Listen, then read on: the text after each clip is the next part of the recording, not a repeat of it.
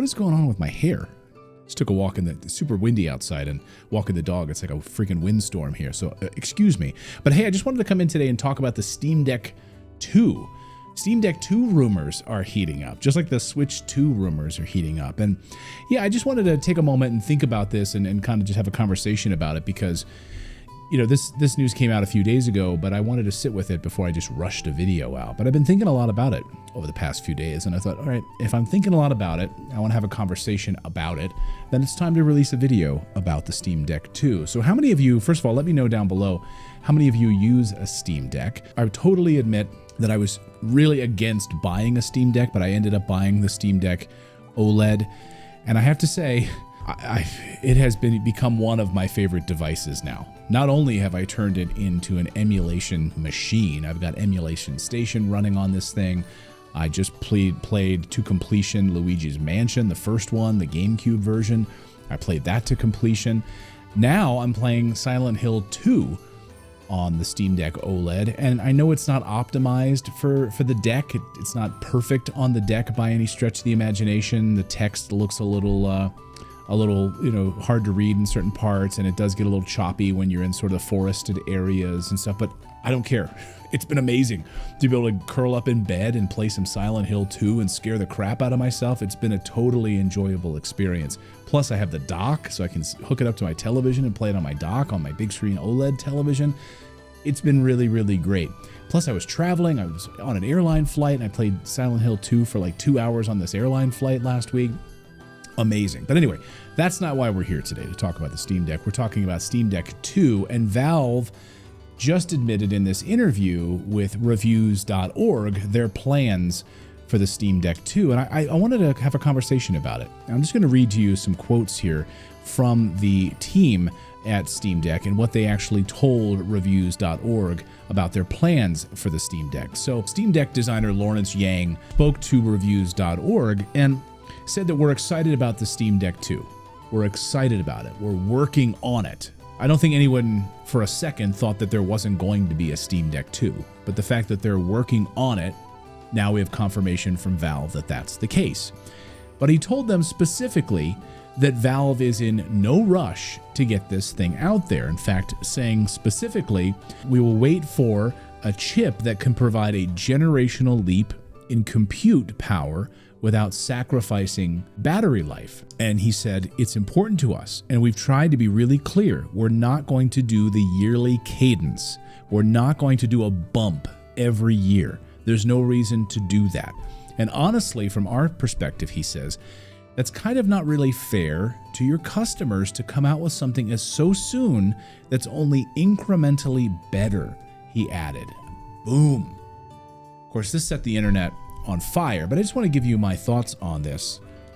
Like, as a longtime tech reporter throughout the years, every year I'd fly out to an Apple event. Every year I'd fly out to some Google event or a Microsoft event, and every year there was the new version of the iPhone, or every year there's the new version of the Windows Surface laptop or tablet. Every year there's the new, Google Pixel phone. And I think he's absolutely right in saying this. I mean, just look at the Nintendo Switch for a second, right? We have the original OG Nintendo Switch, which is still selling gangbusters, by the way. We have the OLED Nintendo Switch, which is still selling. When I say gangbusters, I mean, just think relative to other products. It's still selling in the millions. I mean, think about the Switch has been out for 7 years now, 2017, and it's still selling like crazy. I play my Switch all the time. I just played the remastered of Gargoyles on my Nintendo Switch and loved it. And yes, it's long in the tooth, and I cannot wait for the Switch 2. I'm very, very excited about that. But we've had 7 years of this one console and one of the arguably best game libraries we've ever seen in the Nintendo Switch. So the idea that we need to release a new console every year, that's essentially what the Steam Deck is. It's a console in many ways.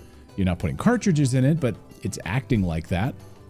So they're in many ways, I think they're aligning themselves with maybe how Nintendo is thinking on consoles, or Sony, or Microsoft on the release of consoles, that we don't need to release a handheld Steam Deck every year.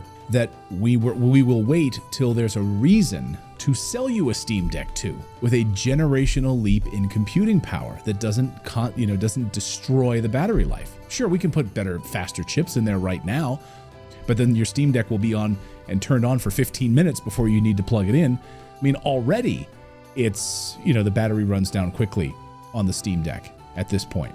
I'm playing, Silent Hill 2, and I get about 2 hours of battery life, 2.5 hours of battery life. And mine's a brand new Steam Deck OLED. Like, this is like only a 3-month-old device for me. So this thing, is sucking down battery life very, very quickly. So can we get a generational leap in computing power without sacrificing the battery? I'm excited about this. And I think that this is absolutely refreshing to hear from a company saying, and they have this awareness about how it's detrimental to customers. Because I think what happens is, and I know that Apple does this, and I know that Google does this, and I know that Microsoft does this, they'll release these phones, they'll release sort of just a small incremental update for like the iPhone 16. So now the iPhone 16 has that camera control to it. Great. It's got faster processor. It has Apple Intelligence. They give you a few new features within the hardware, a 10 or 20% improvement here and there. But all in all, I might as well just hang on to my last year's iPhone 15 and just keep that for the next few years. Now, most people aren't upgrading every year, and you kind of depends on the TikTok cycle that you're hitting and when you're picking up the bigger and better device, maybe every 2 years, every 3 years, maybe every 4 years for the average consumer. But they're doing it on purpose because they want you to upgrade to the new phone, and they're giving you little incremental upgrades. Google Pixel, they'll roll out some new little camera feature, new way to wipe away a photo and get rid of the individuals in the background of a photo. But again, for a gaming console like the Steam Deck, we don't need that. And I think that that's absolutely refreshing, and that's great to hear from Valve that we don't need a Steam Deck 2 that is just some small little incremental upgrade. But I have to say, I've been really enjoying this device, and I guess sort of my hesitancy in getting this is that I'm a physical media guy, right? And I haven't been a PC gamer since childhood, really.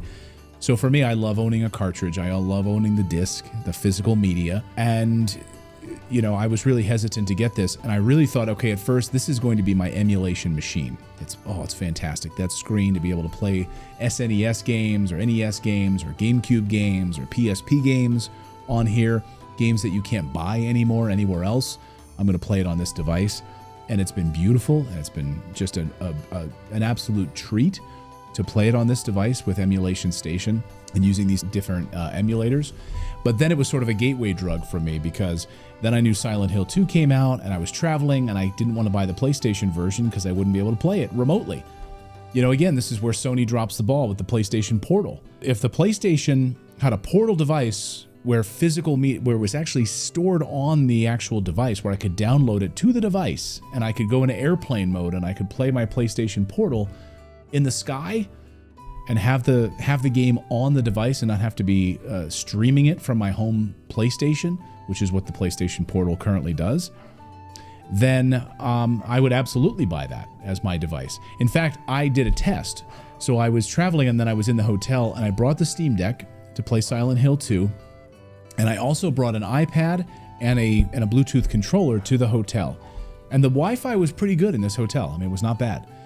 And I tried to connect with PS Remote Play to play Astrobot on my home PlayStation. And nope. It would connect for like a few seconds and then disconnect.